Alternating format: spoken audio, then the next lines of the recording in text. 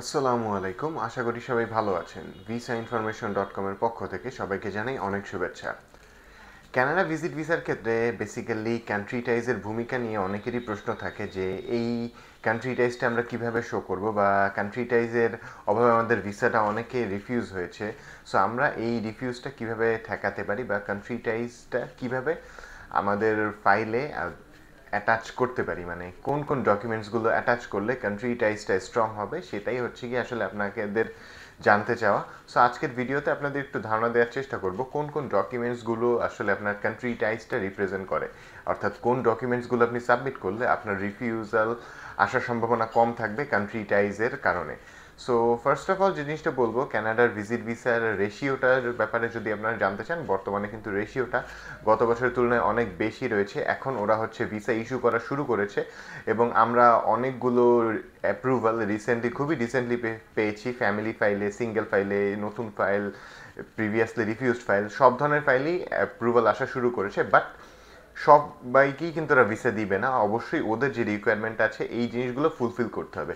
এর মধ্যে ইম্পর্ট্যান্ট একটা জিনিস হচ্ছে আপনার কান্ট্রি টাইজটা শো করা। এখন আপনি আপনার কান্ট্রি টাইজ কীভাবে শো করবেন, বা কান্ট্রি টাইজটা বেসিক্যালি কী?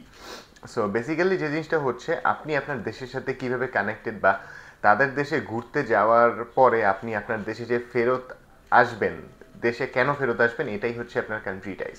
সো আপনি কেন দেশে ফেরত আসবেন? অবশ্যই আপনি যদি ফ্যামিলি রেখে যান, ফ্যামিলির জন্য ফেরত আসবেন। আপনার যদি একটা ভালো পরিমাণে বা ভালো অ্যামাউন্টের প্রপার্টিজ বা অ্যাসেট থেকে থাকে, অবশ্যই সেগুলোর জন্য আপনি ফেরত আসবেন।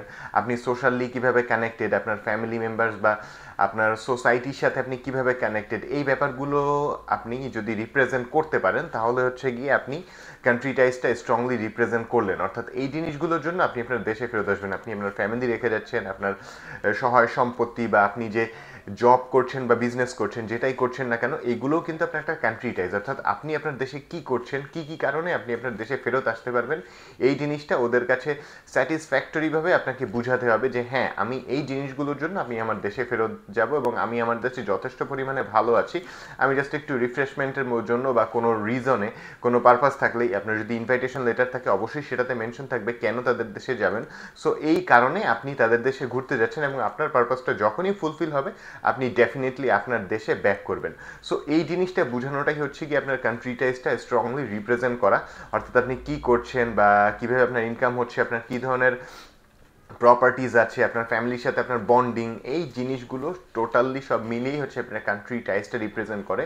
সো এই জিনিসগুলো আপনি আপনার ডকুমেন্টসগুলো প্রপারলি রিপ্রেজেন্ট তো করবেনই, পাশাপাশি আপনার কাভার লেটারের মধ্যে আপনার কজ অফ রিটার্ন বা reasons to return in your country, এই ধরনের একটা সেকশন তৈরি করে সেখানে হচ্ছে গিয়ে মেনশন করবেন কেন আপনি আপনার দেশে ফেরত আসতে চান বা ফেরত আসবেন।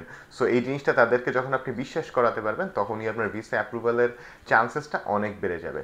সো এটাই ছিল বেসিক্যালি আপনাদের ধারণা দেওয়ার চেষ্টা করা, যে কান্ট্রি টাইজ বলুন বা ফ্যামিলি টাইজও এর সাথে কানেক্টেড।